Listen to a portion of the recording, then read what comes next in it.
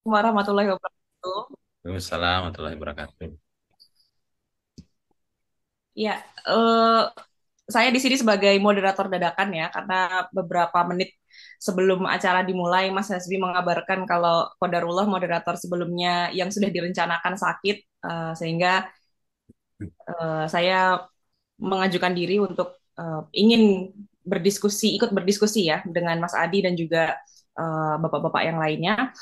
Sebenarnya isunya menarik sekali tentang polemik Pulau Rempang yang saat ini sedang happening gitu ya, karena memang mensasar atau melibatkan atau dinamikanya itu um, berdampak ke banyak hal selain daripada investasi yang tentunya untuk masa depan, ini juga ada kontribusi negara di sini ya sebagai uh, apa namanya aktor-aktor utama ya.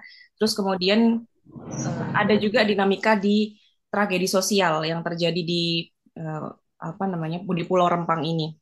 Nanti mungkin Mas Adi bisa memaparkan ya materinya, lalu kemudian nanti kita akan ada diskusi selanjutnya setelah setelah Mas Adi memaparkan kita konsepnya santai saja karena memang forum group discussion. Mas Adi silahkan ada kira-kira butuh berapa menit nih Mas Adi? Nggak lama ya, Mbak Novi paling sekitar 15 menit itu udah paling lama. Iya, Heeh. silakan. Eh, Nanti mungkin setelah setelah pemaparan materi nanti ada tanya jawab atau ada diskusi Ya. dari teman-teman gitu ya. Nanti em, ya kita berjalan senatural mungkin aja ya, Mas Adi ya, Ya. dengan teman-teman semuanya. Silakan waktu dan tempat disilakan kepada Mas Adi. Ya, Assalamualaikum warahmatullahi wabarakatuh. Waalaikumsalam warahmatullahi wabarakatuh. Pertama-tama terima kasih kepada Inisiara yang sudah mengundang saya sebagai pembicara. Narasumber mungkin lebih tepatnya mungkin tokoh masyarakat juga lah ya. Kemudian mungkin udah kolega lama juga ya Mbak Novi. Kemudian juga kalau Mas Fadlan ini suaminya sih ini kan. Ah, Suaminya Lolita, Mas. iya, Lolita, sewaktu nikah datang saya ke Pacitan itu. Oh Ah, iya, ah, siap, ah, siap. ah. Akhirnya Kemudian ketemu ada lagi. ketemu lagi lah Mas Fadlan. Ada Mas Boyhamka, ada Mas Heri, Mas Daniel ya, dan lain-lain ini. Jadi kita di sini kan konsepnya adalah FGD ya. Jadi tidak ada yang mengajari, juga tidak kita menggurui, tapi kita lihat fenomena yang terjadi, apa yang memang bisa kita kasih solusi, rekomendasi. Karena mungkin ini bagian dari apa pembelajaran kita dan mungkin untuk think tank kita ya, bagaimana membangun kebijakan ke depannya. Baik, mungkin saya akan memaparkan sedikit ya tentang oh minta tolong di ini dari hostnya mungkin bisa berikan waktu untuk saya presentasi sebentar diberikan ke hostnya. Oke, sudah bisa.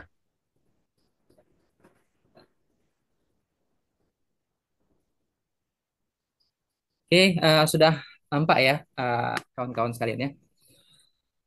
Jadi perkenalan dulu saya itu Adi Muswardi ya kebetulan koordinator untuk pusat studi Asia Tenggara pengelolaan perbatasan karena kami memang wilayah perbatasan sekali berbatasan dengan Singapura Malaysia ya itu lebih dekat kemudian juga kita lebih banyak bicara tentang pengelolaan perbatasan ya bagaimana pengatasi masalah dan lain-lain ya.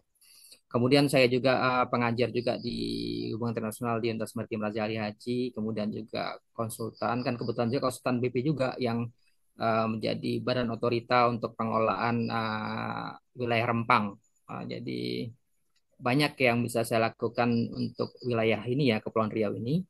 Kemudian satu hal bahwa kita dalam beberapa minggu ini menghadapi polemik besar ya terkait investasi, kemudian bagaimana negara itu memiliki andil ya. Salah satunya mungkin kita lihat selama ini kok melihat terlalu membela investor dan lain-lain. Kemudian kita lihat bagaimana pergolakan muncul konflik sosial yang dikatakan konflik agraria, kemudian ada juga konflik-konflik lainnya yang menyebabkan tindakan kekerasan. Baik, mungkin saya sedikit bahas tentang investasi ya. Begini, Eh, di tahun 2017 kebetulan saya minta oleh kawan di RSI Singapura ya untuk mengkaji investasi Cina gitu. Jadi Singapura itu menarik ketika dia memberikan kita pekerjaan untuk menganalisis investasi Cina di Indonesia. Karena memang investasi Cina ini kan bergeliat ya. Dalam beberapa mungkin 1 dekade terakhir ini besar ya pola model untuk investasinya. Terutama ketika investasi dia itu bergerak dari sektor energi. Ini ketika saya ke Aceh ya, saya kaji di Aceh ada bangun investasi, pembangkit listrik dan lain yang itu dikategorikan investasi Cina begitu kan. Kemudian pariwisata dia sudah mulai menanamkan investasi di dunia pariwisata sehingga pariwisata kita juga sedikit banyak juga terbagi ya. Karena investasi Cina ini dapat dikatakan investasi yang berputar kembali ke Cina juga kalau untuk pariwisata, sehingga waktu dulu pernah ada penolakan di Bali ya, sehingga pariwisata mereka itu bisa survive lagi gitu kan. Tapi tetap Cina itu pola pikirnya memang bagaimana uang yang mereka invest itu kembali ke mereka itu. Kemudian infrastruktur, ini menarik ya. Kalau sudah menyangkut soal infrastruktur, kita lihat beberapa tahun ini untuk investasi Cina itu udah mulai besar ya. Mulai dari kereta cepat, kemudian ada pembangunan apa namanya proyek-proyek jalan dan lain-lain itu memang ada beberapa pembiayaan juga ya. Dan kita lihat bahwa Cina ini di beberapa negara juga itu mengoptimalkan pembangunan pelabuhan-pelabuhan sebagai bagian dari rencana besar mereka ya, terutama untuk pembangunan ya, sistem logistik mereka sendiri. Di sini kita lihat ada pembangunan kereta api, pelabuhan, jalan dan lain itu dibangun sama Cina atau mungkin lembaga yang namanya Bank of China ya secara besar-besaran. Kemudian pertambangan ini menarik. Kalau saya kaji dan beberapa tempat mereka memang banyak juga menginisiasi untuk bisnis pertambangan, terutama untuk kategori-kategori tambang bauksit, nikel ya, itu mereka memang lumayan besar. Dan satu hal yang menarik bahwa pertambangan ini mereka kelola itu melalui badan usaha swasta. Jadi bukan badan usaha BUMN-nya Chinese, tapi saya lihat badan usaha swasta Cina yang memang berkategori besar. Jadi sebenarnya dari kita lihat bahwa surplus daripada APBN Cina itu membuat perusahaan-perusahaan swasta Cina itu diberikan satu aliran dana untuk melakukan ekspansi besar. Kemudian industri hulu dan hilir ya, kalau kita lihat begitu banyak industri hulu dan hilir itu dipegang sama Cina sekarang di berbagai negara ya, termasuk juga Indonesia juga ya. Bagaimana mereka mengembangkan suatu konsep bahwa kita harus menguasai dari ujung ke ujung. Nah, ini memang benar-benar dilakukan oleh Cina sehingga mereka menjadi negara besar sekarang yang dapat dikatakan juga semakin lama akan memonopoli semua sektor ini. Uh, Kemudian kita lihat dari kasus ya, ini bahwa kasus yang terjadi saat ini sebenarnya lebih banyak pada pada pola investasinya aja. Nah, jadi kalau kita lihat yang namanya Pulau Rempang ini kan satu bagian yang menjadi wilayah KBBP. Jadi kalau mungkin saya ceritakan sebentar ya. Eh, Pada 2017 kan saya menulis buku ya tentang Free Trade Zone menuju kawasan ekonomi khusus itu lebih banyak konsentrasi di Batam. Bagaimana Batam itu diberikan suatu keistimewaan melalui PP 46 tahun 2007 sebagai kawasan beragama bebas dan pelabuhan bebas. Jadi kawasan ini merupakan kawasan khusus yang diberikan insentif melalui pembiayaan pemerintah secara skala besar. Kemudian juga setiap investor yang di sana diberikan keringanan yaitu tanpa pajak PPN, PPNBM begitu. Jadi untuk fungsinya sebagai katalisator perputaran uang, kemudian untuk bisa pengembangan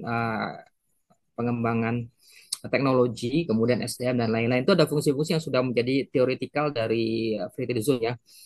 Kalau free trade zone ini sebenarnya suatu kawasan yang memang hanya diperuntukkan untuk border.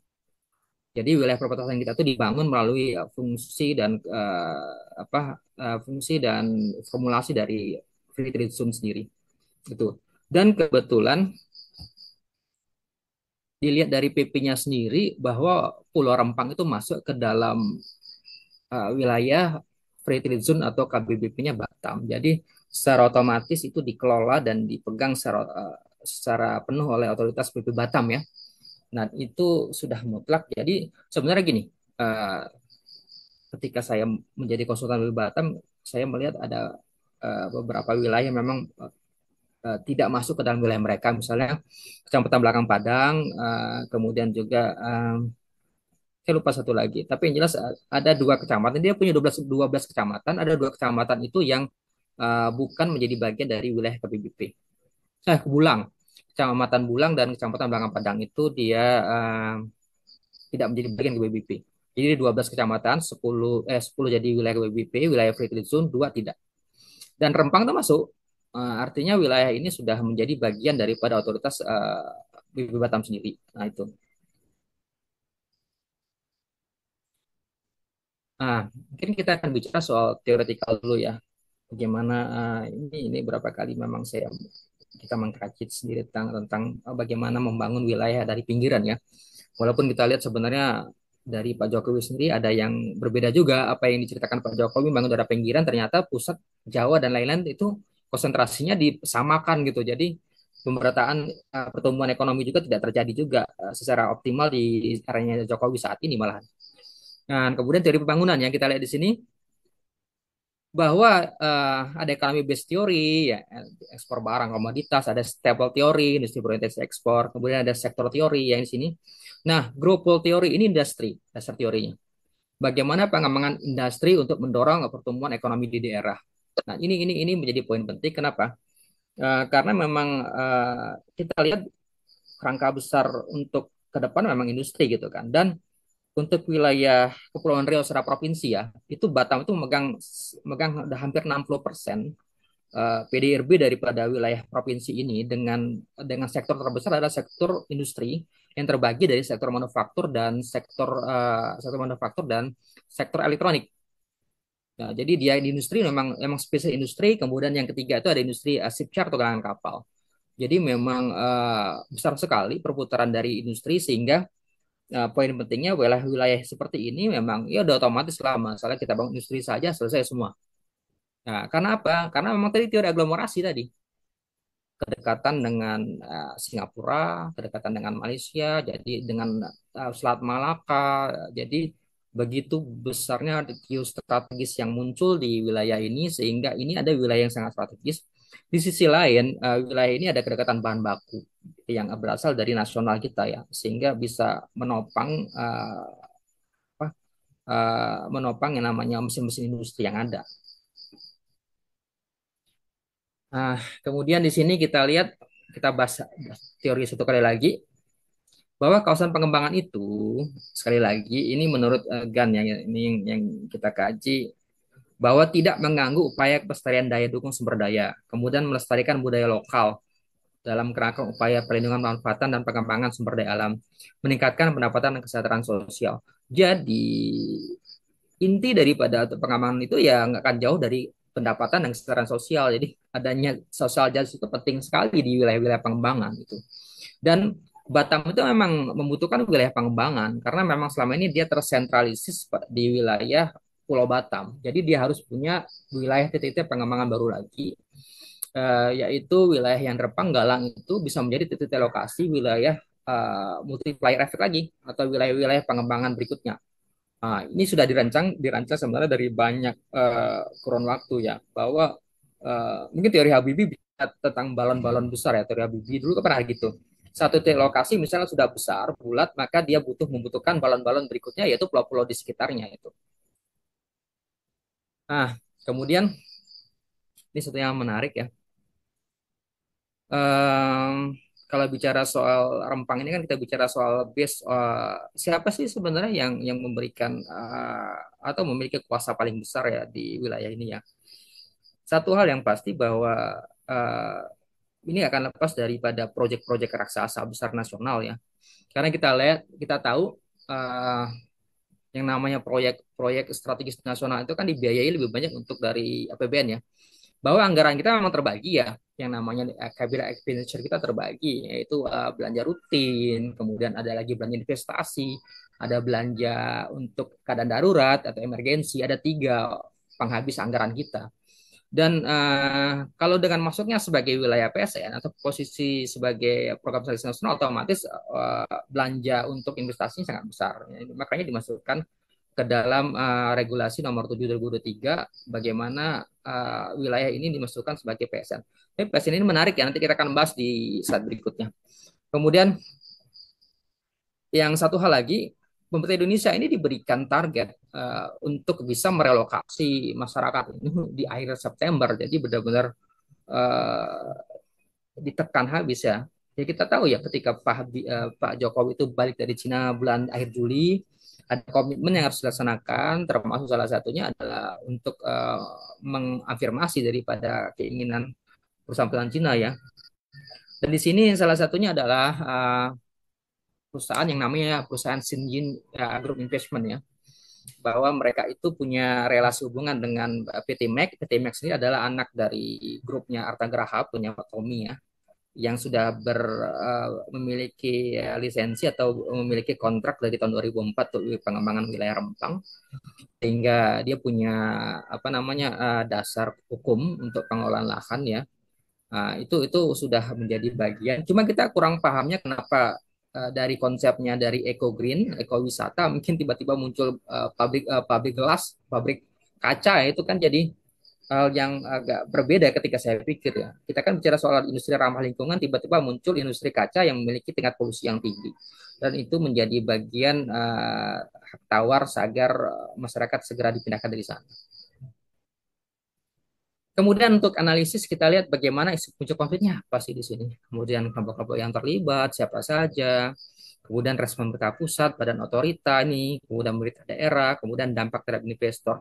Karena ini penting ya ketika kawan-kawan dari terutama dari saya pernah berbicara juga bagaimana ke depannya masalahnya seperti apa, apakah mempengaruhi investasi kami, apakah stabilitasnya seperti apa, itu kan jadi pertanyaan besar bagi para investor yang sudah existing ya di sana ya, karena nggak semua investor Cina yang ada di Batam, mayoritas malah Singapura yang ada di wilayah Batam itu yang memang full di situ. Nah, kalau bicara aktor, kita akan bicara soal kepentingan masing-masing ya, atau relasi interest mereka. Ya. Di sini kita lihat ada Kementerian Koordinator Bidang Perekonomian Republik Indonesia. Kalau Kemenko itu berstatusnya adalah Dewan Kawasannya. Dewan Kawasan adalah suatu lembaga yang memiliki sebenarnya lembaga yang ya exco juga ya, yang nggak tetap juga aslinya. Tapi dia memiliki kewenangan yaitu membentuk atau membangun landasan kebijakan-kebijakan besar wilayah KBB Batam. Jadi pengembangan apa, mengapain, kemudian bentuk seperti apa, lembaga mau seperti apa, lembaga pengelolaannya itu semua ada di tangannya Kemenko Perekonomian, ya itu di Dewan Kawasan. Dan Pak Kemenko kan menjadi ketuanya sendiri gitu kan. Jadi lembaga ini memang benar-benar memiliki kekuatan yang besar gitu kan. Kemudian siapa wakilnya di daerah? Yaitu BB Batam sendiri. BB Batam ya kepanjangan dari Kemenko Perekonomian. Gitu. Ya, walaupun suatu sisi juga dia juga menjadi bagian dari Kementerian Keuangan gitu kan. Nah, tetapi untuk pelaksanaan sebagai pengelola wilayah otoritasnya diberikan oleh Kemenko Perekonomian gitu kan. Dan satu hal yang harus kita pahami bahwa BB Batam itu sebelumnya adalah carryover dari Otorita Batam. Otorita Batam sudah tahun 70-an dan itu pun hasil merger juga dari dari Menteri Pertanahan, Kementerian Pertanahan, Kementerian Perekonomian, berbagai banyak kementerian itu akhirnya menyatu di BP Batam, akhirnya menjadi suatu lembaga yang memiliki kewenangan yang besar atau otoritas yang besar gitu kan, sehingga tanah pun masuk itu sebagai pengelolaan. Nah, itu seragamnya satu, kemudian orangnya macam-macam. Ada yang orang dari Kementerian Pertanahan, orang dari Kementerian Perhubungan, ya kan. Itu gabung semua di Batam jadi satu seragam itu kan. Dan hak pengelolaan lahan akhirnya tetap menjadi bagian dari BB Batam sesuai dengan amanat PP 46 tahun 2007 itu ketika dibentuklah wilayah free zone itu. Kemudian ada provinsi ya. Nah, ini kita lihat beberapa minggu ini provinsi begitu gencar juga mendukung terbentuknya atau mendukung pendirian pabrik gelas ini, pabrik kaca ini ya, melalui tim percepatan pembangunan itu terang-terangan bahwa mereka mendukung pabrik kaca ini sebagai bagian dari apa namanya relaksasi investasi dan lain-lain lah itu ini strategi mereka. Kemudian ini berapa kali ya yang namanya Pak Bahlil dari Kementerian Investasi datang, memang kepentingan besar sekali ya. Mungkin untuk portofolio kementerian dia ya, Kementerian Pak Bahlil ya, untuk pengembangan investasi, kenaikan report dan lain-lain ya. Cuma kita lihat sepertinya butuh banyak strategi besar lagi ya kalau untuk bisa merelokasi ya dari Pak Bahlil sendiri.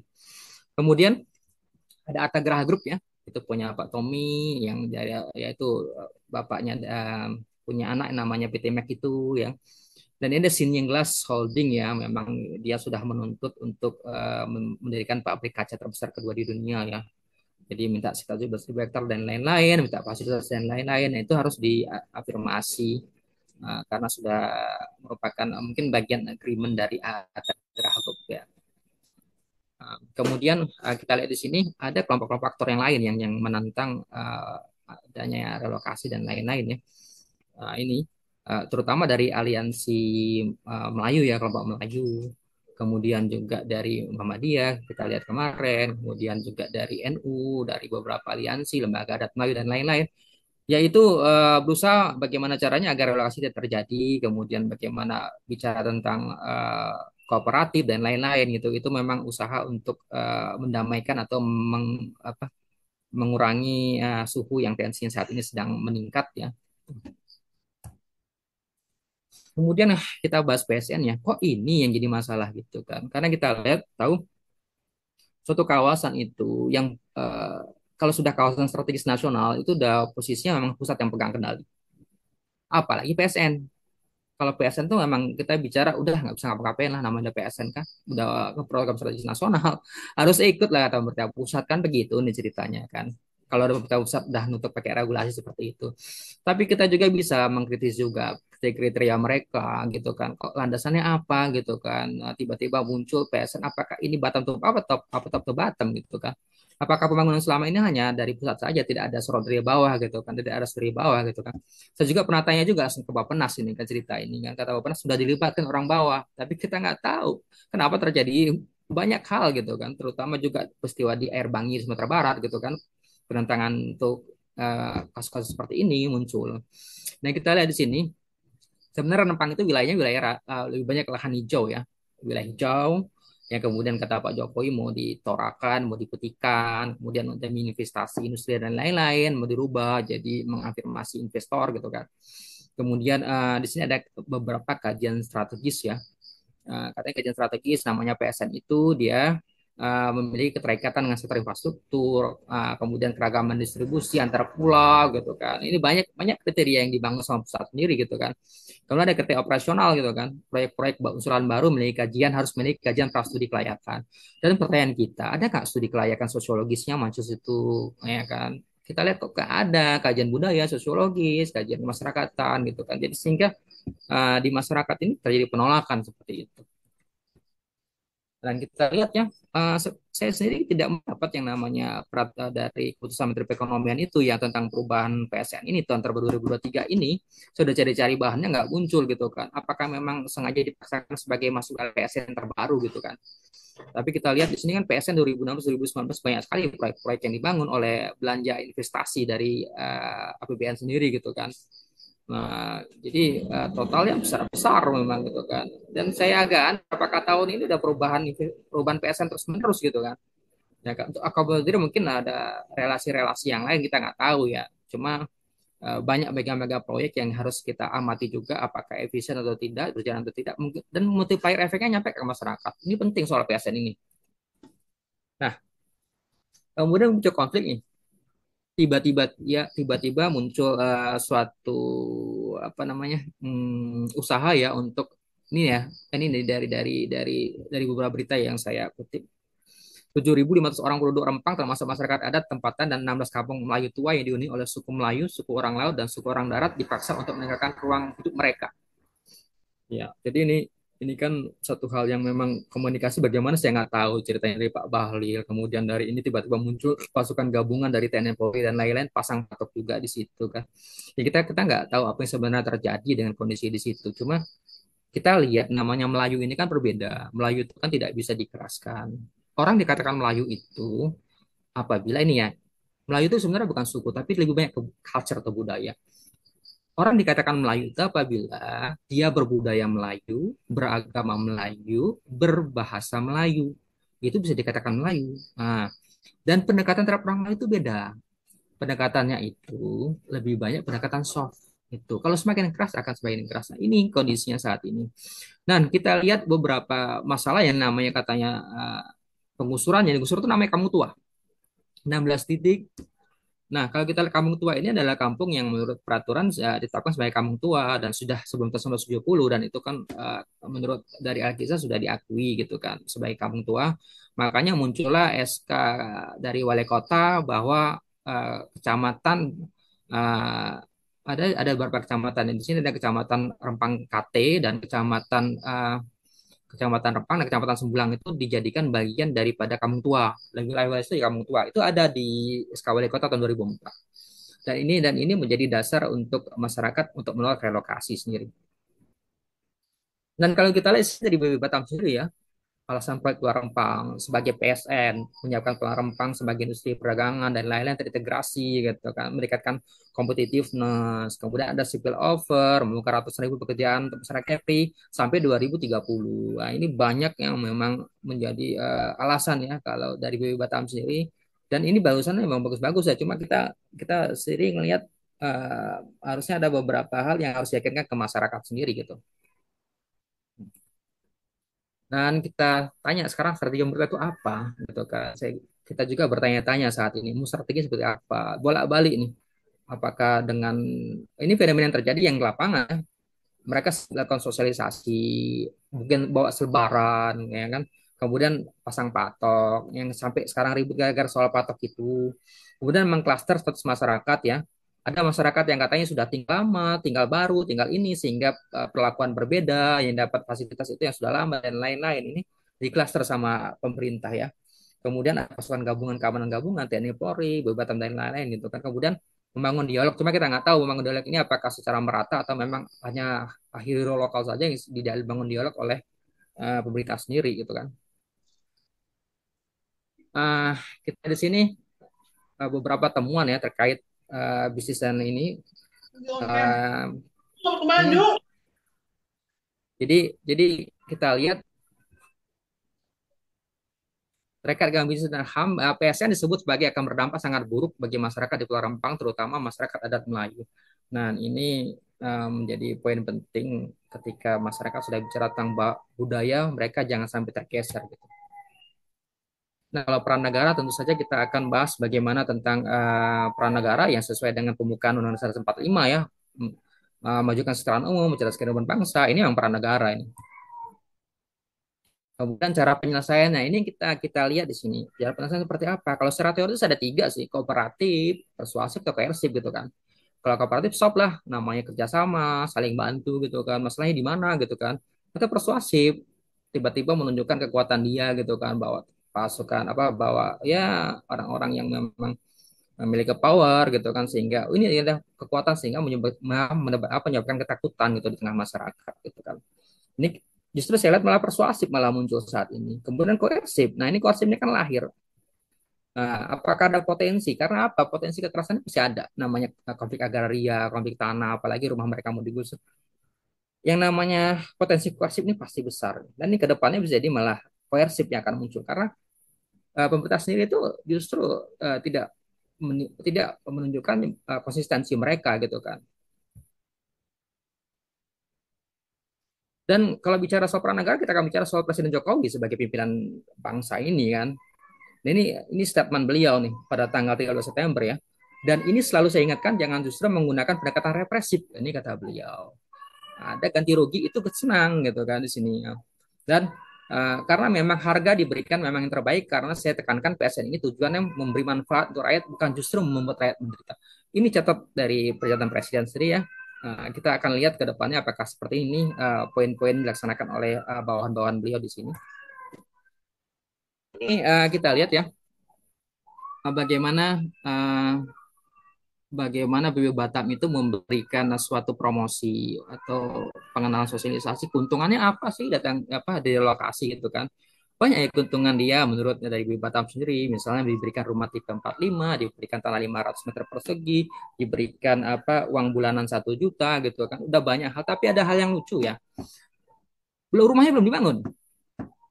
Rumah belum dibangun, infrastruktur lain belum dibangun gitu kan. Jadi apa yang memang diharapkan dari komparasi yang akan didapat oleh masyarakat sendiri nggak ada perbandingannya sehingga itu.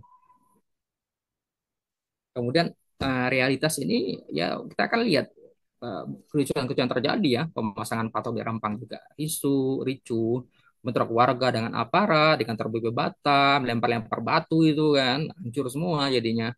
Bahkan saya pun di kontak orang Batam, kapan Melayu di Tanjung Pinang juga turun ke situ gitu kan. Nah ini eh, ada yang namanya apa namanya kita kan bersama-sama gitu kan. Tapi kan kita lihat bahwa kios-kios ini kan sebenarnya tidak tidak akan terjadi kalau kita ada bicara soal baik-baik di sini.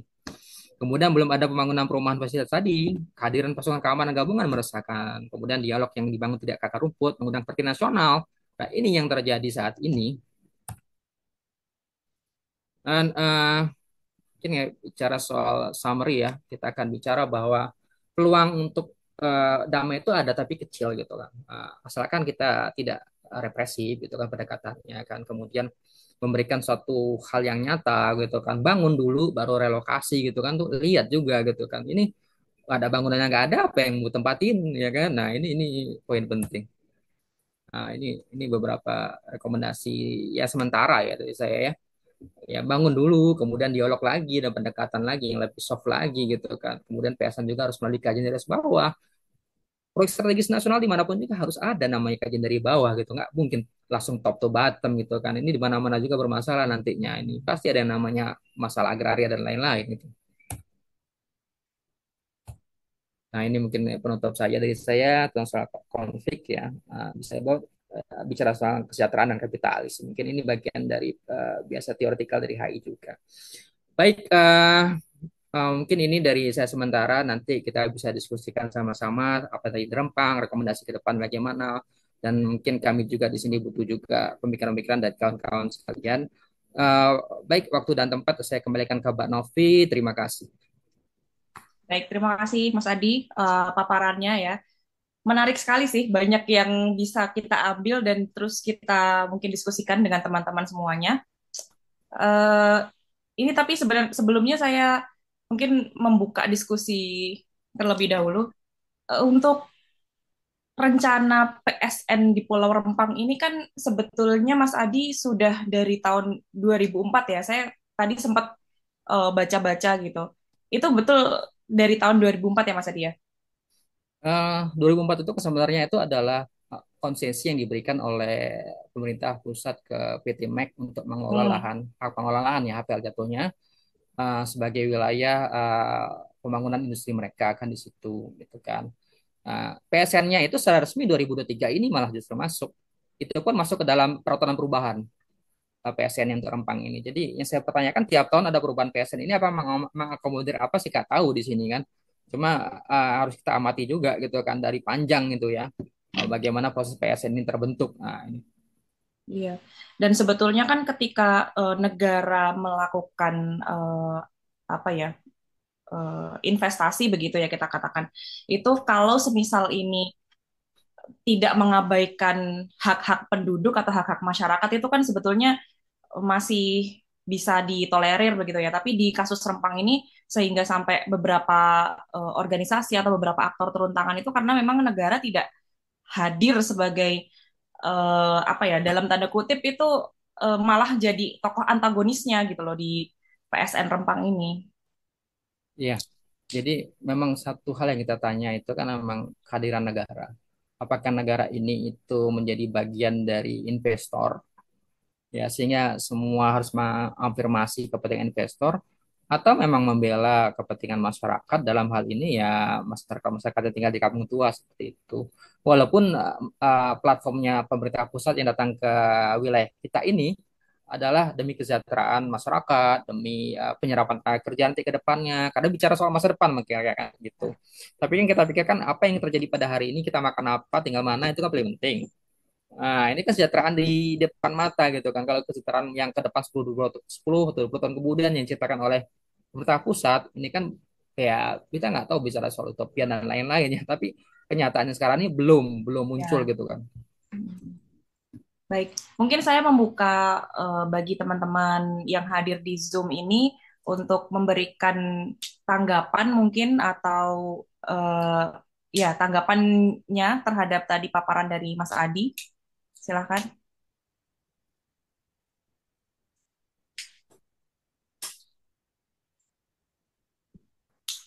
Adakah dari teman-teman di Zoom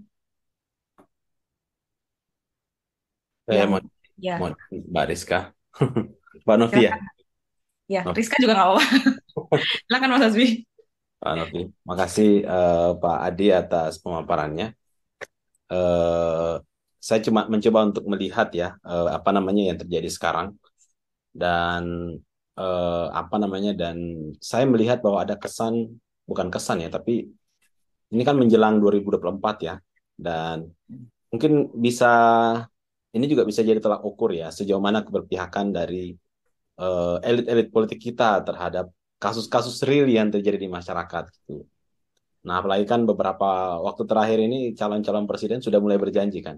Ada yang berjanji menggratiskan BBM, kemudian merevisi, tidak jadi menggratiskan tapi meminimalisir gitu.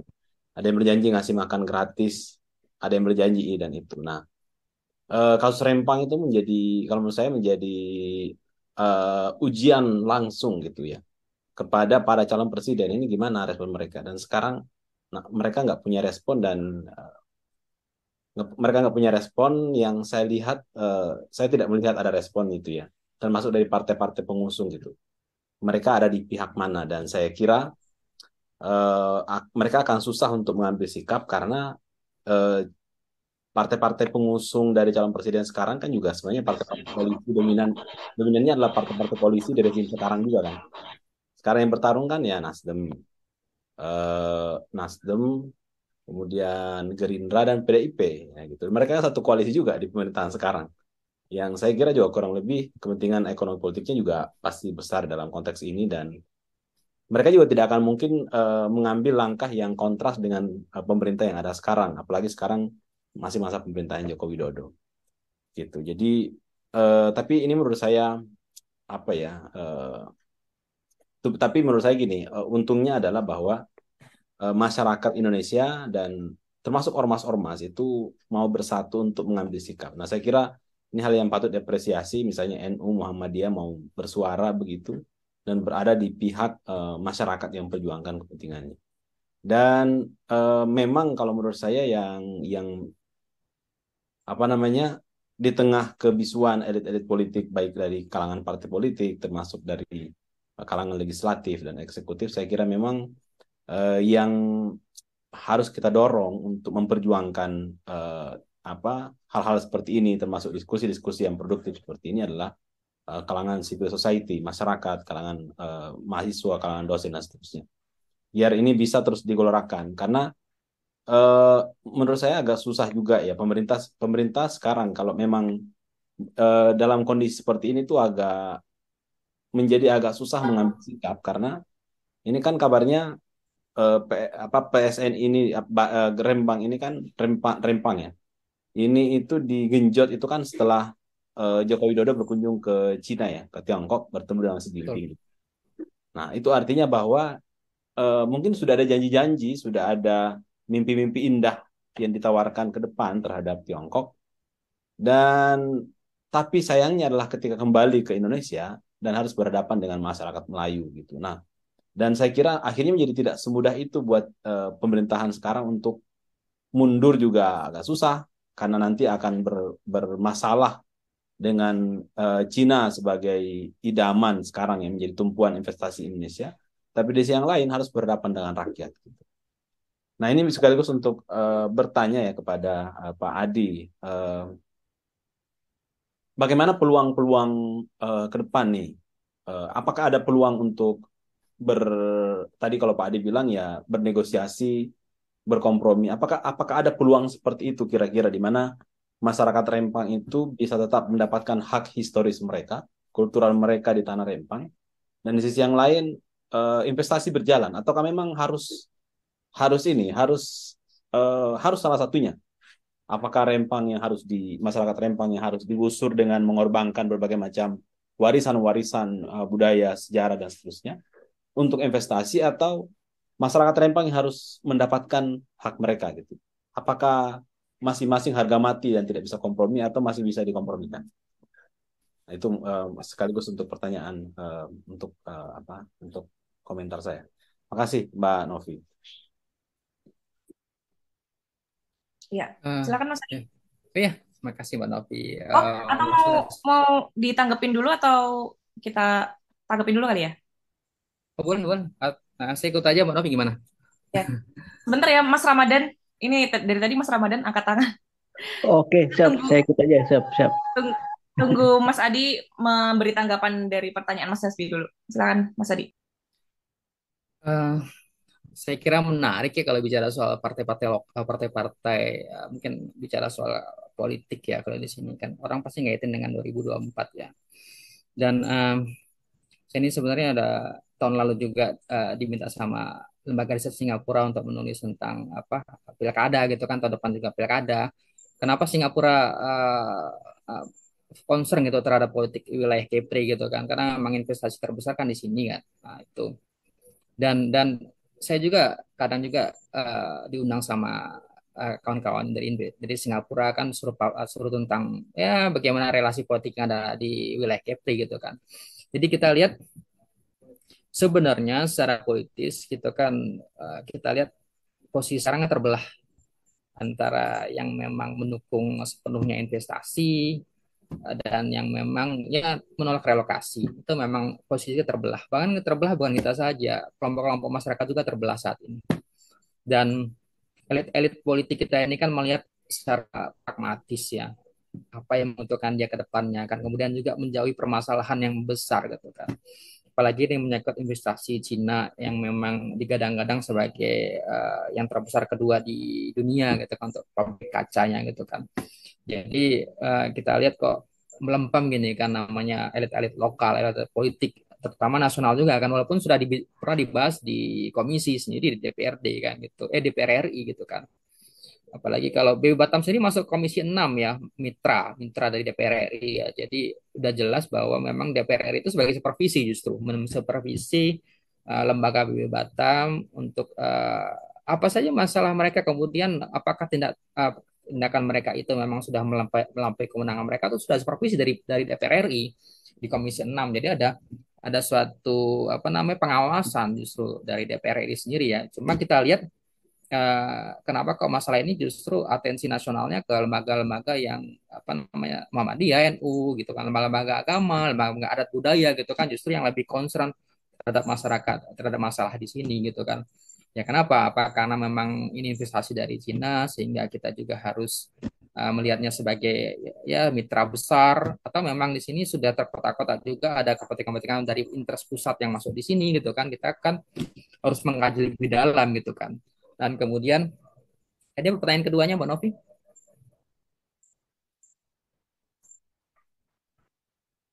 Gimana Mas? Langsung ke pertanyaan kedua? Pertanyaan keduanya apa Mbak Novi? Oh, masih mau ditanyakan? Tadi pertanyaan keduanya dari Mas Tentang Adi ini, tadi apa ya? apakah ada ruang kompromi atau memang masing-masing harga mati? Pemerintah Indonesia harga mati, Ya, termasuk Rempang juga harga mati. ya, ya.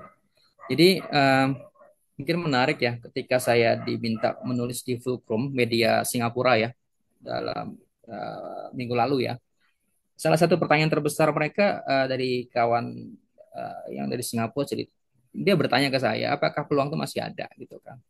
Karena ini gembar-gembornya nanti akan bisa jadi muncul huru hara besar lagi, kemudian juga ada muncul anti investasi asing, muncul kerusuhan rasial, anti orang asing gitu kan. Ini kan harus apa namanya dicermati ke depannya karena memang wilayah Batam ini ya hampir semuanya memang investasi asing gitu kan. Jadi gembor-gembor masalah ini harus dikaji secara teliti di sana.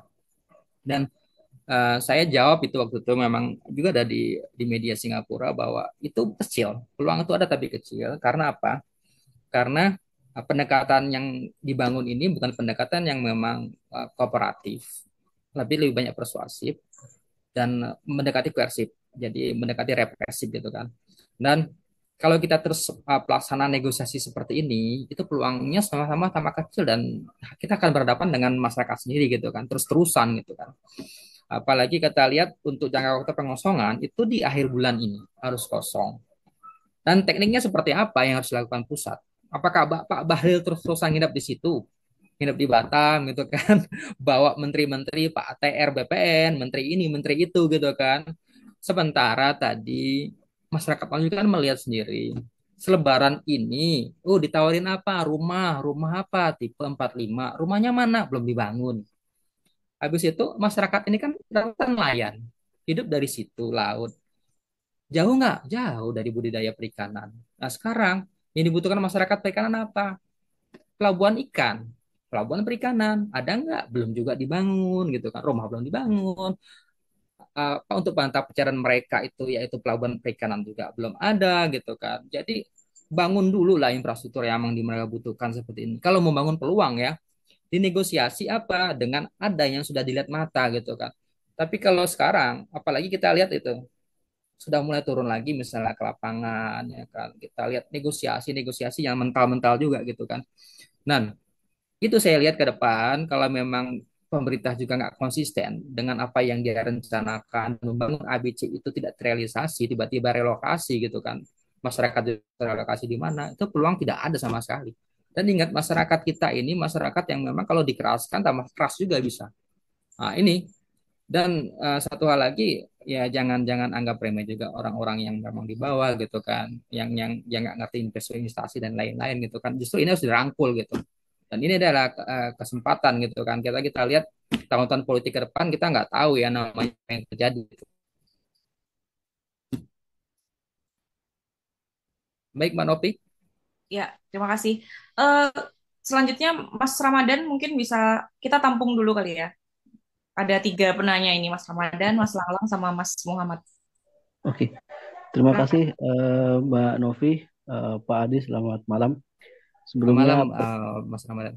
oke, perkenalkan dulu ya, saya Ramdan dari Universitas Al-Azhar Indonesia di Jakarta.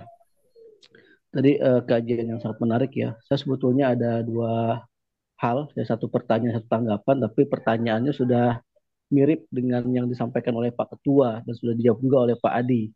Ya tentang kira-kira analisisnya atau ramalannya ini pasca tanggal 28 September akan seperti apa. Tapi sudah dijawab juga oleh Pak Adi ya, gitu ya. Apa namanya? Jangan-jangan benar nih ramalan beberapa orang beberapa tahun yang lalu ya bahwa pemerintah ini tidak akan soft landing sampai akhir hanya karena ada pemicunya. Itulah kira-kira. Itu sudah dijawab lah oleh Pak Adi. Ada hal yang kedua yang saya menanggapi ini apa namanya sebagai pandangan saya aja Pak Adi adalah saya melihat apa yang terjadi di Rempang ini ya itu merepresentasikan kebijakan ekonomi pemerintah Jokowi yang saya kira mengulang sejarah gitu ya. Ada pola kebijakan ekonomi yang mengulang sejarah. Sejarah mana yang diulang?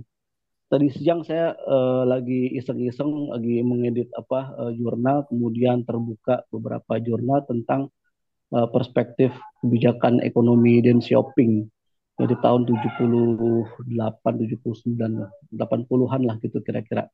Pasca pertemuan dan shopping itu dengan Jimmy Carter tahun 79. Jadi Mao Zedong sebelumnya bertemu dengan Gerald Ford tahun 75.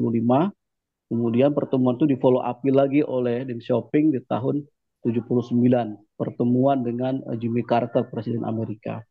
Dan kita tahu bahwa setelah pertemuan itu, ya kalau misalnya di Uni Soviet itu ada perestroika glasnost, nah ini Cina sudah lebih dulu, tetapi dia hanya keterbukaan ekonomi. Dan guru ekonominya waktu itu adalah Amerika, gitu. Dan menariknya adalah ketika saya membaca perspektif ekonomi, kebijakan ekonomi dari Xiaoping itu banyak beberapa hal yang sama seperti yang dilakukan oleh pemerintah kita beberapa tahun belakangan ini, termasuk yang di kasus Rempang ini. Pertama misalnya Deng Xiaoping ketika itu, ya, ekonomi policy-nya itu ada tentang reformasi pertanian. kemudian ada zona ekonomi khusus, ada investasi asing, kemudian liberalisasi perdagangan dan pengurangan sentralisasi ekonomi. Oh, satu lagi pemberian insentif ekonomi. Itulah kira-kira. Ada 6 poin yang menjadi kata kunci dari kebijakan ekonomi Deng Xiaoping ketika itu. Dan hasilnya ya dalam 10 tahun 15 tahun berikutnya tahun 90-an ya Cina kemudian ya menjelma menjadi sebuah kekuatan ekonomi yang lahir pasca perang dingin. Nah, itu luar biasa gitu ya. Setelah dia meliberalisasi perekonomiannya. Nah, ketika saya membaca 6 poin ini, kok tiba-tiba terpikir kok kayaknya mirip ya, gitu. Dengan yang dilakukan oleh pemerintah kita, ya reformasi agraria, ada pembentukan zona-zona ekonomi khusus, kemudian membuka investasi asing, gitu kan, kemudian ada lagi insentif-insentif ekonomi, ada pengurangan sentralisasi ekonomi, ya. Kita tahu bahwa salah satu tujuan kenapa dibuat ibu kota baru di mana di Kalimantan, kemudian dibikin zona-zona ekonomi di beberapa daerah timur, kan pemerintah mengatakan ingin mengurangi sentralisasi ekonomi di Jawa, terutama di Jakarta gitu kira-kira. Nah, sebetulnya kalau bicara PSN, bagi saya ya itu hal yang positif saja kebijakan negara gitu ya. Cuma menjadi problem kalau PSN itu tiap tahun seperti yang tadi disampaikan oleh Pak Adi, tiap tahun berubah gitu ya. Tiap tahun berubah. Loh memang PSN ini nggak ada dasar undang-undang. Cuma tiap tahun undang-undang dirubah kayak undang-undang politik gitulah kira-kira. Kalau dulu kan zamannya Orde Baru itu apa pelita 5 tahun, ada pembangunan jangka panjang 25 tahun yang dipecah menjadi 5 tahun 5 tahun. Artinya pembangunan itu ya nggak dibuat tiap tahun, tapi sudah dibuat skenario nya dalam 5 tahun 5 tahun. Nah, kalau kemudian PSN ini tiap tahun berubah agak lucu juga memang. Makanya agak menarik ya ketika misalnya disampaikan tahun 2004 ya anak perusahaannya Tommy Winata itu ya sebagai pemegang konsesi lahan ya. Kemudian proyeknya adalah Eco City, proyeknya Eco City. Baru 2023 berubah menjadi apa tadi pabrik kaca terbesar kedua di dunia. Nah, ini kan semacam PSN yang simsalabim gitu kira-kira. Nah, kalau gini terus modelnya, ya ini akan terus memicu konflik di mana saja gitu. Ya kita tahu bahwa bersama dengan Surempang kemarin itu kan kalau nggak salah di Morowali sana itu ada banjir apa yang di sekitar pabrik nikel itu yang agaknya sepertinya media agak-agak tidak agak luput dari peliputan juga itu. Tapi di media sosial juga rame itu. Yang banjir lumpur di sekitaran pabrik nikel di Morowali itu gitu. Nah, jadi saya melihatnya ada semacam pengulangan sejarah yang dilakukan oleh pemerintah kita ya, kebijakan ekonominya.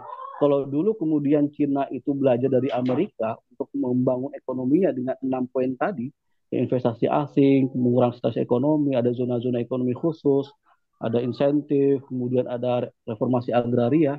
Nah, itu sepertinya hal yang sama dilakukan oleh pemerintah kita. Nah, permasalahannya adalah kemudian menjadi meruncing ini adalah ini aktor aktor utama dan aktor besar jadi adalah Cina gitu.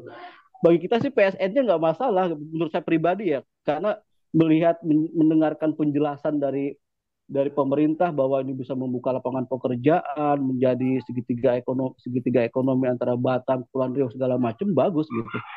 Tapi menjadi tanda tanya besar dan persoalan adalah kok kenapa Cina gitu. Yang di sana Cina, yang kereta cepat Cina, semuanya Cina gitu. Dan seterusnya. Nah, jadi ini menurut saya satu hal yang perlu dikritisi. Ada semacam jalannya ada skenario global memang yang menempatkan posisi Indonesia ke dalam ya kalau disebut oleh banyak jurnal itu ya China debt trap itu gitu, jebakan ini Cina gitu. Dan ini yang dilakukan juga oleh yang terjadi juga oleh Deng Xiaoping di tahun 80-an itu gitu ya. Cuma Deng Xiaoping itu berhasil ya, Uni Soviet gagal. Nah, kita nggak tahu Indonesia nih. Apakah Indonesia ini berhasil dengan pola yang sama gitu, dengan pola yang sama karena pada saat bersamaan ketika Uni Soviet itu dengan perestroika glasnost-nya dia gagal membuka ekonominya, seterusnya bahkan runtuh gitu kan, Uni Soviet bubar, justru Cina berhasil gitu. Tahun 90 itu menjelma menjadi masuk ke dalam tahap tinggal landas. Kemudian 2013-14 dia mendeklarasikan obor dan seterusnya gitu sampai hari ini. Dan itu sih ya pandangan yang saya baca ya apa yang terjadi di apa saudara kita di Rempang yang di luar tempat yang lainnya itu merepresentasikan satu problem besar yang dihadapi oleh bangsa kita hari ini gitu. Pemerintah kita sepertinya ingin mengulang sejarah yang terjadi pada pemerintahan negara lain. Cuma negara lain itu adalah berhasil tahun 70-an 80-an, kita nggak tahu nih berhasil atau enggak dengan 6 poin itu. Dan mungkin perlu juga nih Pak Adi ada analisis apakah memang eh, perspektif economic dan shopping itu memang diadopsi secara total oleh pemerintah kita gitu gitu. Karena agak lucu saja. Saya beberapa waktu lalu ya terlepas kontroversinya Bosman Mardigu ya itu sebagai informasi awal lah gitu kan. Dia perusahaan Shinji ini bukan perusahaan yang hebat-hebat banget gitu. Katanya begitu katanya. Dia sudah punya perusahaan kaca di daerah Jawa, di daerah mana gitu saya lupa. Yang nilai asetnya itu jauh dari angka 150 triliun yang sekarang katanya dijanjikan di Rempang itu gitu. Nah, pertanyaan besar para netizen itu katanya adalah loh dari mana kemudian Shinji itu apa pemerintah kita itu bisa yakin bahwa ini akan menjadi perusahaan apa manufaktur kaca terbesar ke dunia padahal Shinji sendiri tidak masuk 10.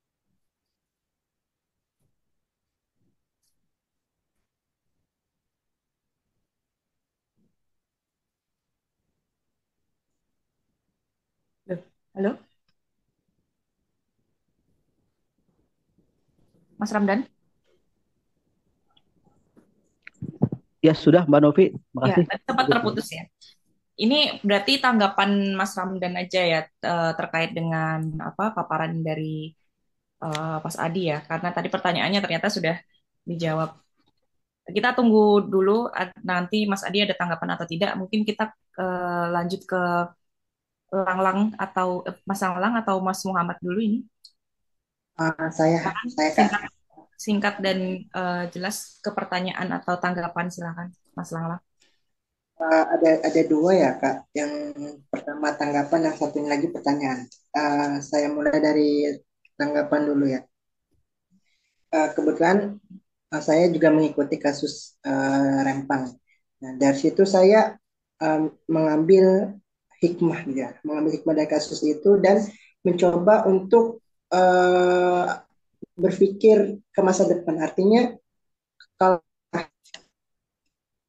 kasus itu begitu bahaya, bagaimana di masa depan? Kita juga saya sendiri juga mengambil pelajaran dari kisah apa dari tragedi-tragedi masa lalu yang sama dengan Rempang. Misalnya saya sendiri melihat bagaimana tragedi di Wadas itu sendiri yang hampir sama kasusnya dengan Rempang ya kan. Nah, yang saya mau tanggapi itu adalah soal bagaimana hak hak hak tanah atas warga, kemudian hak ulayat, dan bagaimana sih tanggung jawab pemerintah selaku regulator di satu sisi, kemudian selaku pelindung masyarakat dan juga selaku pihak yang inisiatif untuk tanda kutip membangun negerinya gitu kan. Dengan adanya uh, pembangunan nasional ataupun PSN itu sendiri. Nah, kalau misalnya kalau boleh jujur ya, dengan adanya kasus Rempang ini kemudian kita ambil satu sisi yaitu pemerintah sebagai regulator uh, itu jelas sudah melanggar ya. Kenapa saya berani bilang melanggar? Karena pemerintah itu sendiri udah uh, apa ya, udah melakukan tindakan represif satu. Kemudian yang kedua, gimana sih nasib hak adat di tempat tersebut? Apakah dengan adanya PSN itu adatnya tetap terjaga, budaya tetap terjaga, kemudian peninggalan-peninggalan sejarah, budaya dan seterusnya itu terjaga atau enggak? Nah, itu masalah adat ya. Kemudian masalah tanah. Nah, tanah itu kalau misalnya diambil gitu kan, atau bukan diambil sih, direlokasi gitu kan. Apakah masyarakat sudah mendapatkan hak secara setimpal gitu kan? Mengingatkan kalau kita merujuk kepada Undang-Undang Pokok Agraria dan peraturan pemerintah atau peraturan turunannya itu uh, jelas-jelas dikatakan bahwa pengelolaan sumber daya alam itu kan dikelola oleh negara untuk rakyat, kemudian dikembalikan untuk rakyat. Nah, saya menjadi pesimis ketika adanya PSN ini ya, karena kan bagaimana negara mau komitmen untuk mengelola sumber daya alam kemudian dikembalikan ke rakyat kalau dari tindakan kemudian sikap dan cara berpikirnya aja seperti itu gitu kan. Di samping katanya di samping menurut informasi yang beredar, menurut kabar yang beredar bahwa ini akan menjadi Cinaisasi Indonesia gitu kan. Ya pada akhirnya banyak TKA-TKA Cina dan tahu-taunya ternyata TKA-TKA-nya itu bukan orang pribumi negeri Cina tapi militer. Dan akhirnya Indonesia dijajah oleh Cina. Itu tanggapannya. Kemudian pertanyaannya, uh, kalau kalau misalnya PSN itu benar-benar terlaksana, ya benar-benar terwujud, apakah keberadaan bangsa Indonesia bisa berdaulat dari sisi uh, dari sisi keamanan dan eksistensi negaranya, gitu. Itu pertanyaannya. Oke, baik Mas Langlang, terima kasih. Kita lanjut ke Mas Muhammad Rizky dulu ya. Silakan Mas Muhammad Rizky. Baik, terima kasih Mbak Rizka. Saya bisa dipanggil Utama. Saya dari UII. Kebetulan rekan dari Mas Hasbi. Eh, Mohon maaf, saya sedang di rumah, jadi tidak bisa mengaktifkan kamera. Saya ingin bertanya seperti ini. Sebenarnya pertanyaan saya itu lebih kepada adat Melayu yang muncul. Itu yang masih menjadi pertanyaan sebenarnya buat saya gitu. Kenapa kemudian perlawanan yang terjadi di Rempang, yang sebenarnya kalau kita bisa eh, apa kita bisa pikirkan sebagai suatu permasalahan yang berkutat pada agraria dan pertanahan, tapi kemudian yang muncul adalah permasalahan mengenai identitas kemelayuan gitu. Jadi mengapa identitas kemelayuan ini bisa muncul dalam konflik Rempang, dan kenapa akhirnya yang eh, apa ya, banyak yang kemudian tadi dari tokoh-tokoh masyarakat juga berasal dari kalangan Melayu, dan budaya budaya adat dan agama Melayu ini yang kemudian muncul gitu. Nah, eh, saya ingin bertanya yang pertama untuk Mas Adi di sini, apakah kemudian dari identitas ya, karena penggunaan identitas Melayu ini dapat berpotensi untuk menimbulkan suatu em, polemik disintegrasi gitu terhadap orang-orang yang kemudian memiliki identitas Melayu. Apakah misalnya di masa yang akan datang bisa diproyeksikan bahwa akan muncul permasalahan yang lebih besar, misal Kepulauan Riau itu eh, menuntut untuk bergabung ke Malaysia gitu. Mungkin ini terlalu jauh, tapi apakah ada arah ke sana gitu? Karena kalau kita bisa melihat, tadi saya sedikit em, apa mungkin bisa mengambil dari Pak Ramadan tadi ya.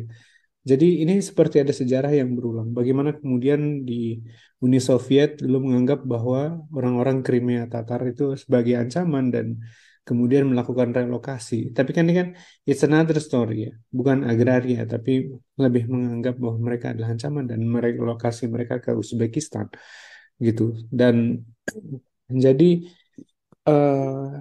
sebenarnya baik lagi ke pertanyaan saya tadi, jadi peristiwa yang terjadi di Rempang ini sejauh mana sebenarnya identitas adat Melayu ini muncul, dan sejauh mana kemudian mempengaruhi eh, konflik atau permasalahan yang sedang terjadi. Mungkin singkat itu aja. Terima kasih. Baik, terima kasih Mas Ramdan, Mas Langlang, dan Mas Utama. Tadi Mas Ramdan menyinggung mengenai sejarah yang terulang begitu ya. Jadi apakah si aktor besar Cina ini bisa menjadi uh, istilahnya buah si malakama gitu ya, menjadi momok bagi kita, atau mungkin malah uh, kebijakan dan shopping ini nantinya seperti sejarah yang terulang begitu. Terus kemudian tadi Mas Langlang menyinggung masalah apabila PSN ini terwujud, apakah Indonesia ini bisa menjadi negara yang berdaulat begitu? Mungkin Mas Adi mau menanggapi atau menjawab Boleh, Mbak Rizky terlebih mungkin dahulu. nanti sebagian dulu saya ini, mungkin saya jawab sedikit ya. Yang pertama tentang Chinese investment ya, investasi Cina ya. Jadi investasi Cina ini kan saya tertarik ini ketika saya menjadi bagian dari riset asisten dari lembaga riset Singapura ya, Chinese untuk investment in di Sumatera ya waktu itu kan. Jadi mungkin kita flashback dulu tadi kata Deng Xiaoping ya. Bagaimana dia membangun sistem pemerintahan itu terbagi dua, yaitu sistem politiknya komunis, kemudian sistem ekonominya itu ke liberalis. Dan satu hal yang menjadi adaptasi daripada Indonesia ini ada, saya lihat ada dua hal penting ya, yang sekarang diterapkan di Batam ya. Yang pertama adalah munculnya free trade zone atau kawasan perdagangan bebas, bawaan bebas, di mana wilayah free trade zone itu kan banyak sekali, bahkan orang menganggap bahwa Cina adalah bapaknya free trade zone di dunia. Karena apa? Karena dia membangun special economic zone, free trade zone itu di sepanjang pantai timur Cina. Dan itu diadopsi juga oleh kita, bahwa kita juga mengembangkan apa yang dikembangkan oleh Cina. Nah, ini poin pentingnya, termasuk Batam. Kemudian land reform itu memang sudah mulai land reform. Jadi kita mulai menggunakan reformasi agraria, kemudian untuk apa lahan-lahan itu memang pemerintah yang membangun ya. Artinya pemerintah dikembalikan pemerintah lagi untuk bagaimana dikapitalisasi dan lain-lain gitu kan. Tapi uh, fenomena Cina memang menarik ya, terutama di wilayah Kepri ya, karena dia juga membangun kalau kita tahu ya, ada namanya kawasan ekonomi khusus Galang Matang di sini, di mana itu memang uh, alokasi fundingnya paling besar memang dari grup Nansang Cina ya.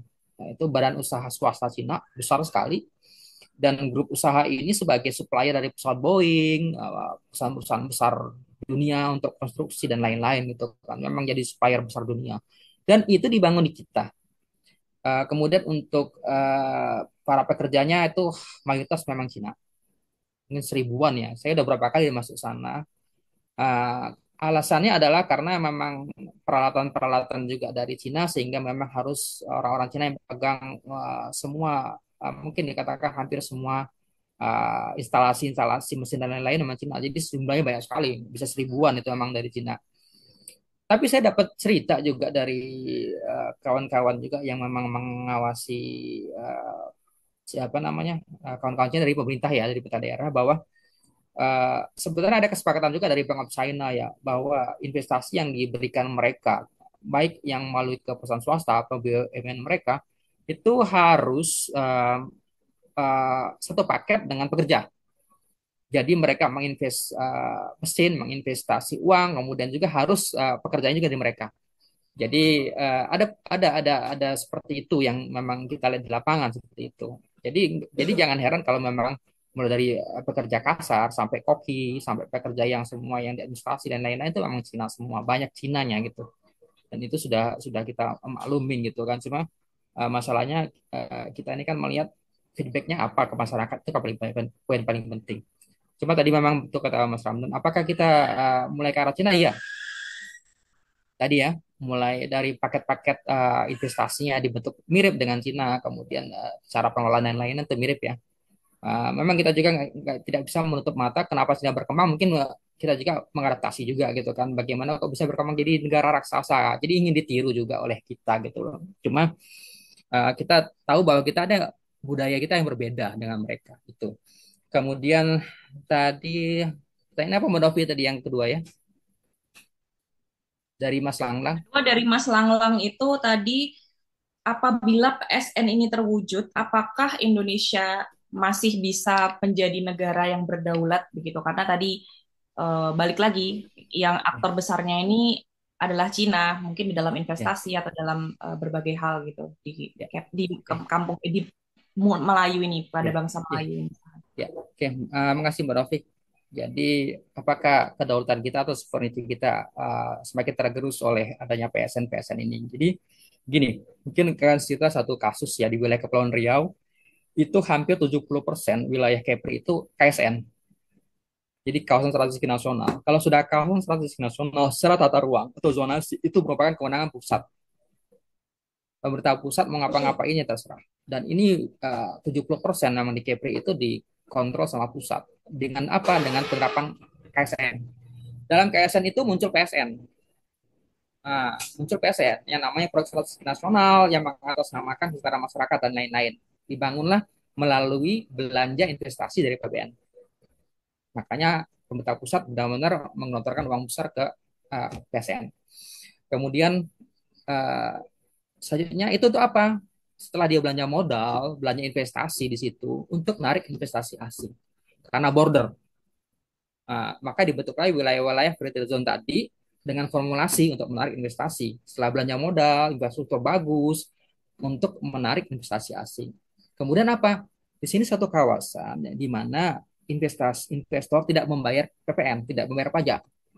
Jadi semuanya itu sebenarnya dipromosikan agar investor asing itu masuk ke dalam wilayah ini yang sudah dibangun oleh PSN ini, kemudian mereka memutar uang lebih besar. Itu rencana besarnya. Walaupun sebenarnya pendapatan negara dalam bentuk pajak itu tuh dapat dikatakan loss potensial atau tidak punya pendapatan dari pajak gitu kan. Nah, jadi diusahakan itu bagaimana putaran uang tinggi, ada pendapatan negara bukan pajak, masyarakat juga terrealisasi pekerjaan semakin banyak. Nah, ini apa namanya yang di katalisator tadi PSN ini.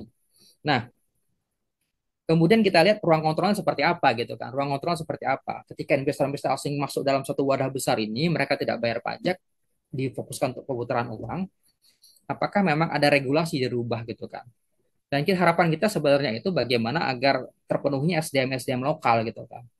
Nah, walaupun memang kita lihat uh, kalau Cina ini agak berbeda, itu aja yang menarik ya. Kalau kita lihat, saya lihat di lapangan misalnya Singapura, Jepang itu bagaimana mereka memberdayakan orang-orang lokal gitu kan. SDM kita memang benar dilatih gitu kan, tapi Cina ini agak beda. Itu memang yang saya lihat temuan di lapangan ya. Memang harusnya diberikan satu apa namanya regulasi sendiri ya. Misalnya pariwisata tadi ya, pariwisata yang paling kecil, bagaimana mereka mendatangkan wisatawan mereka, kemudian mereka juga menyewa hotel, mereka menyewa sampai souvenir juga dari mereka. Cina itu berputar balik. Alat pembayarannya pun Alipay. Jadi Cina itu tidak mau yang namanya uang itu terserap di tempat negara lain gitu kan. Ini pun terjadi di tempat kita gitu kan. Ini yang menarik, beda dengan investor lain gitu Singapura atau Jepang dan lain-lain. Ini agak beda sendiri tuh Cina tuh. Itu memang fenomena yang saya lihat di lapangan itu. Kemudian tadi identitas Melayu ya. Kalau Melayu yang dijadikan satu apa namanya mungkin satu hal yang atau satu kelompok grup yang karena berhadapan langsung dengan apa yang disebut dengan yang orang-orang yang ya namanya investor-investor, bagaimana pemerintah juga memang sebagai orang yang berada di wilayah ranah investor gitu kan. Jadi gini, mungkin sama ya kalau kita bisa historisnya Melayu Indonesia, wilayah Kepri ya dengan Melayu di Semenanjung Malaya itu dia satu garis secara historis. Artinya dari eranya zaman kerajaan Riau, Johor, Lingga itu memang satu kerajaan, satu kesultanan, satu sultan. Jadi tidak bisa kita pisah-pisah karena memang uh, posisinya sama di era zaman kerajaan sampai dengan dimaksudkannya raja terakhir itu kan oleh Belanda. Nah, artinya memang apa hubungan relationship kekerabatan itu ada dan sampai sekarang memang terasa gitu kan. Nah, kemudian kita lihat runut sebenarnya wilayah yang menjadi konflik ini itu ada yang disebut dengan suku laut ya era 1500 1600-an itu memang sudah ada. Dan suku laut ini merupakan pasukan elit daripada Kesultanan Melayu yang memang difungsikan di garis terdepan. Dan dia menyatakan setia terhadap yang di Pertuan Agung. Tetapi ketika Kesultanan Melayu itu runtuh, mereka tidak tahu mau kemana gitu kan untuk posisinya. Nah, akibatnya ada yang memang kembali ke darat dan menetap gitu kan. Dan berdasarkan literatur-literatur juga memang Rempang ini sudah dihuni juga ada yang namanya orang hutan, orang laut dan lain-lain gitu kan. Dan dia identitasnya Melayu. Ingat ya, Melayu itu adalah satu budaya. Asalkan dia itu berbahasa Melayu, berbudaya Melayu dan Islam itu dianggap sebagai orang Melayu. Nah, identitas ini kuat dan mengental. Kemudian ketika dia menjadi bagiannya tinggal di sana, orang Melayu akan memperjuangkan hak mereka, termasuk tanah gitu kan. Nah, karena sudah menganggap lama dan mendiami daerah ini, bahkan lebih jauh dari otorita Batam yang hanya tahun 1970-an, maka orang-orang Melayu yang memang berada di wilayah atau kawasan Rempang ini itu menganggap bahwa mereka punya kepemilikan gitu kan di sini. Nah, ini ketika dibenturkan dengan apa namanya kepentingan negara yang apalagi mungkin yang represif, maka orang-orang Melayu yang ada di wilayah daratan dan juga wilayah kita juga ya, uh, ada muncul dari Kalimantan, dari Jambi, dari mana-mana itu juga akhirnya membuat suatu aliansi besar. Artinya Melayu itu nggak tersebar di mana-mana. Dan pada saat terjadinya kerusuhan, beberapa hari kemudian muncul yang namanya aksi solidaritas masyarakat Melayu gitu kan. Nah, ini besar, tambah besar ini.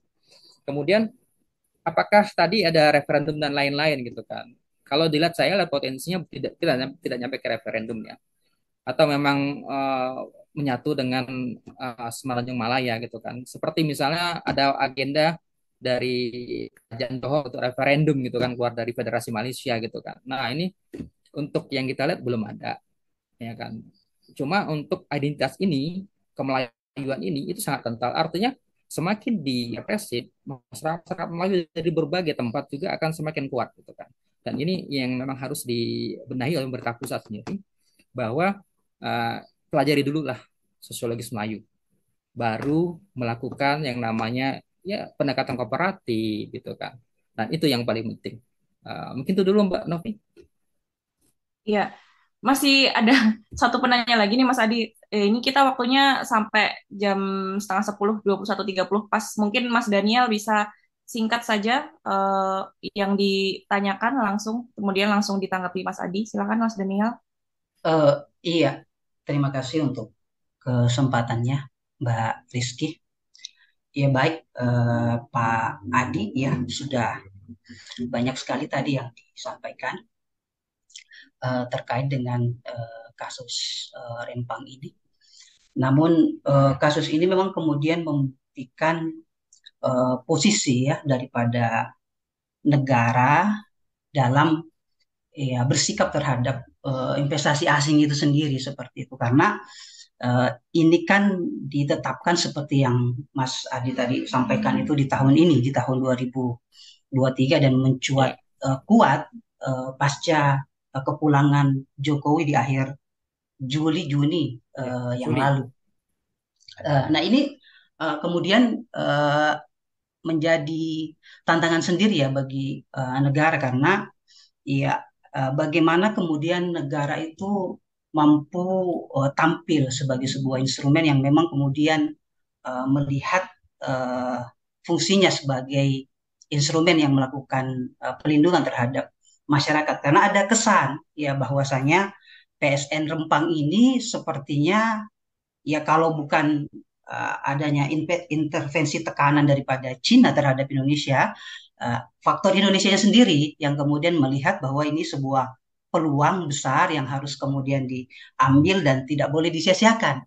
Karena di sejumlah berita yang kemudian sempat kami baca, itu ada beberapa wacana yang kemudian membahasakan bahwa ada potensi daripada perusahaan Sinyi itu untuk kemudian angkat kaki daripada perusahaan dari proyek Rempang itu ketika memang kemudian pemerintah tidak mampu untuk mewujudkan itu. Nah, sehingga memang batas tenggang waktu akhir September itu memang apakah ini rasional ya dari pemerintah seperti itu ataukah memang kemudian di situ ada unsur tekanan ataukah mungkin Mas Adi melihat tadi seperti yang kami sampaikan bahwa pemerintah melihat bahwa itu adalah peluang investasi yang kemudian besar bagi Indonesia. Ya, namun kalau di awal sudah tidak baik, ya ini juga menjadi sebuah pertanyaan apakah untuk regenerasi ataukah seterusnya ke depan itu memang kemudian mampu untuk menciptakan sesuai dengan maksud daripada PSN itu sendiri. Karena ya memang kalau kasus kebetulan kami mengajar di Papua Universitas Cendrawasih ya Papua itu kalau dalam proses investasi asing itu sangat sulit sekali di sana, sangat sulit karena adanya status tanah ulayat yang ada di Papua itu sehingga memang ya salah satu tantangan ya investor yang ada di Papua itu adalah itu adanya ketidakamanan dan ketidakpastian dari sisi investasi seperti itu. Dan memang masyarakat ya cenderung tidak ingin melepas status kepemilikan hak tanah yang kemudian dimilikinya untuk kasus Papua. Namun hanya sekedar memberikan izin untuk melakukan penyewaan terhadap lahan, tidak kemudian mengubah alih status daripada lahan itu. Penyewaan 5 bulan, 10 bulan, 5 tahun, 10 tahun, ataukah sesuai dengan kesepakatan. Dan ya biasanya potensi konflik di tengah-tengah masyarakat itu kemudian akan muncul ketika memang kemudian dalam sisi investasi itu tidak mampu ditemukan titik temu antara ya pemerintah, masyarakat dan investor seperti itu dari sisi feedback keuntungan yang kemudian diperoleh seperti itu, Pak Adi. Ya sehingga ya oke baik dipersingkat. Jadi itu tadi bisa disampaikan analisisnya apakah memang pemerintah itu ada pada posisi tekanan daripada Cina ataukah memang pemerintah itu melihat ini peluang yang besar sehingga kemudian pemerintah mengabaikan apa namanya proses ya untuk kemudian sampai pada sebuah titik persamaan kesepahaman dalam proses relokasi itu apalagi dari pemaparan yang kemudian tadi disampaikan terkesan adanya ketidaksiapan daripada pemerintah untuk relokasi itu. Ya. Oke, baik itu tanggapan ya. Ya, Dan Mas Adi kami. mau menanggapi tanggapan Mas Daniel. Iya. Memang, jadi bagus Mas Daniel. Jadi apa yang terjadi di daerah ini juga cermin juga ya. Itu kawan di Papua, Mas Daniel. Jadi mungkin kita bicara soal ditekan atau memang ini suatu opportunity dari pemerintah kita sendiri. Karena memang kita bicara soal investasi, kalau kita sudah bicara sama orang bahwa bawa portofolio jelas komitmen. Dan komitmen investasi itu adalah benar-benar menjalankan apa yang sudah dikomitmenkan. Itulah mungkin Jokowi sudah tanda tangan kita ya kan. Bisa jadi seperti itu. Dan deal-dealan itu sudah terjadi sehingga memang mau tidak mau harus dijalankan. Itu kalau salah dari analisis saya ya. Nah, kemudian satu hal yang poin penting adalah sebenarnya apa sih keuntungan dari negara dengan adanya investasi Cina di situ? Karena ini pertanyaan besar sehingga kok benar-benar harus mengorbankan misalnya relokasi dan lain-lain gitu kan. Dan patut diingat ya, kita ini kan sebenarnya mengedepankan investasi tapi green ya, investasi yang ramah lingkungan ya. Kenapa yang datangkan investasi yang memang investasi kalau kalau kata bilang namanya industri kotor ya. Industri kotornya kan galangan kapal, kaca, industri pertambangan itu kan industri kotor ya. Dan ini jadi dasar relokasi. Kenapa direlokasi? Karena ini industri kotor. Polusinya banyak, kaca, membahayakan paru-paru. Itu jadi dasar utama masyarakat harus relokasi. Nah, itu yang poin paling penting. Dan ingat, mereka itu dari statusnya di Batam ini gini ya, saya akan cerita sedikit. Ada namanya bayar PBB, pajak bumi bangunan, tiap tahun. Tapi mereka juga harus bayar WTO, uang wajib tahunan otorita BU Batam juga tiap tahun. Dan ini statusnya itu adalah cuma hak guna bangunan. Nah, ini. Dan mereka direlokasi ke situ, nanti dapat statusnya ada hak guna bangunan. Berbeda dengan status mereka sekarang. Ini yang jadi penting gitu kan. Jadi dari sini kita lihat sebenarnya siapa yang diuntungkan gitu kan dari proses relokasi ini. Kita bisa dilihat. Kemudian Cina ini untungnya di mana? Oh jelas untung kalau kita lihat. Dia satu dapat lahan, di mana lahan tersebut bebas pajak PPN, bisa ngelola investasi mereka, bisa dapat kelebihan A, B, C, D, insentifnya banyak gitu kan, luas gitu kan, lebih gitu kan. Tadi dibaikin lagi, sekarang pemerintah kok begitu gencarnya dapatnya apa? Nah, yang kita harus tanya ke elit-elit kita yang di atas.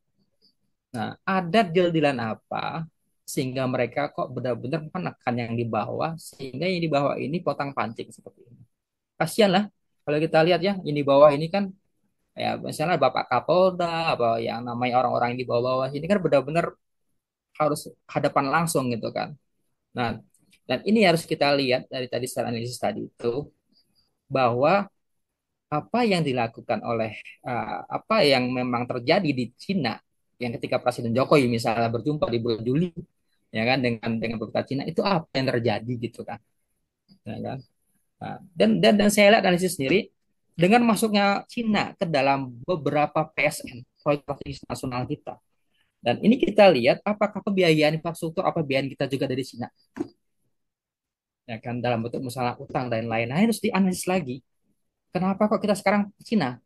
Apakah Cina memberikan suplai dan APBN atau capital expenditure kita, belanja modal kita juga dari bantuan dana. Nah ini dikaji lagi. Kalau memang betul APBN kita, capital expenditure kita, belanja modal investasi kita dari Cina, ya berarti ada yang namanya hubungan relasi sehingga kita harus melaksanakan apa yang Cina mau secara bisnis. Dan ini yang memang harus dikaji ke depannya dan menarik untuk kita bahas uh, apa yang memang model-model investasi ke depan, terutama untuk Cina. Dan mungkin satu harapan besar kita akan lihat di akhir September ini apa yang terjadi. Apakah benar-benar direlokasi, apakah terjadi huru hara dan lain-lain. Cuma harapan kita bagaimana agar masyarakat bisa mendapat kepastian hukum, bisa mendapatkan kesejahteraan mereka, ya kan, ya bisa hidup secara layak. Itu saja sebenarnya yang diinginkan oleh masyarakat lokal kita. Itu saja, Mbak Novi. Ya, tepat 9:30. Terima kasih Mas Adi atas paparannya, sangat menarik. Dan ini kalau nggak di stop kayaknya teman-teman yang lain juga mungkin responnya sangat positif dan juga sangat ya responsif gitu ya. Mungkin kalau nggak di stop bisa sampai jam 11 gitu ya. Tadi mungkin statement penutup dari saya sebentar gitu, bahwa tadi Pak Mas Adi menyinggung terkait dengan teori pembangunan growth pool teori, bahwa sebenarnya pembangunan ini tuh sebenarnya sebuah keniscayaan, tapi bagaimana pemerintah itu bisa memanusiakan orang-orang Melayu dengan mungkin tidak mengabaikan hak-hak dari warga yang ada di Rempang begitu ya. Terima kasih sekali Mas Adi, jazakumullah khairan katsiron, Mas Hasbi yang telah menyelenggarakan acara ini, Mas Utama, Mas Daniel, Mas Langlang, Mas Fadlan, dan teman-teman yang lain. Semoga nanti ketika ada diskusi lagi, nanti kita bisa bergabung lagi ya di channel Zoom ini dengan pembicara yang berbeda dan juga dengan diskusi yang berbeda. Terima kasih, selamat malam. Assalamualaikum warahmatullahi wabarakatuh. Waalaikumsalam warahmatullahi wabarakatuh. Terima kasih Waalaikumsalam Mbak Novi, warahmatullahi Mas Ya, Has. wabarakatuh. makasih.